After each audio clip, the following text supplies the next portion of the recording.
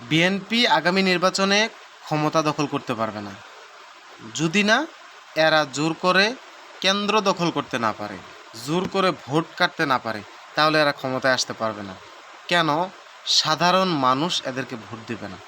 কারণ 5ই আগস্টের পরে প্রত্যেকটা এলাকাতেই, আমি আমার এলাকার কথা বলছি, আপনি আপনার এলাকার কথা বিবেচনা করে দেখেন, ভাবেন, প্রত্যেকটা এলাকাতে বিএনপির নেতারা জনগণের দোরগোড়ায় পৌঁছাতে পারতেছে 5ই আগস্টের পরে?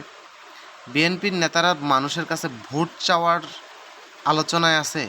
তাদের প্রত্যেকটা এলাকার প্রার্থীদের কথা বলি, শুধুমাত্র জনসমাবেশ হয়েছে অনেক, এটাই। কিন্তু তার প্রতিপক্ষ জামাতের কথা যদি বলি, এরা এখন দরজায় দরজায় যায়, এরা প্রত্যেকটা বাজারে গণসংযোগ করে ঘুরে ঘুরে, আমি আমার এলাকার কথা বলছি, এনসিপি করে, গণ অধিকার পরিষদ করছে। কিন্তু বিএনপি ব্যস্ত সাদাবাজিতে, দখলদারিতায়, সন্ত্রাসীতে, জোর দেখানোতে।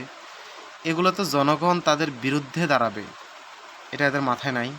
বাংলাদেশের মানুষ সবসময় বিপ্লবী, অন্যায়ের বিপক্ষে দাঁড়ায়। যদি এদের ভোটটা আপনি জোর করে কাটতে না পারেন, তাহলে আপনার ভুগতে হবে। আগামী নির্বাচনে জোর করে ভোট কাটার সুযোগ পাবেন না। জনগণের কাছে আসেন, জনগণের কাতারে এসে দাঁড়ান, না হলে কিন্তু জনগণ বৃদ্ধাঙ্গুলি দেখাবে।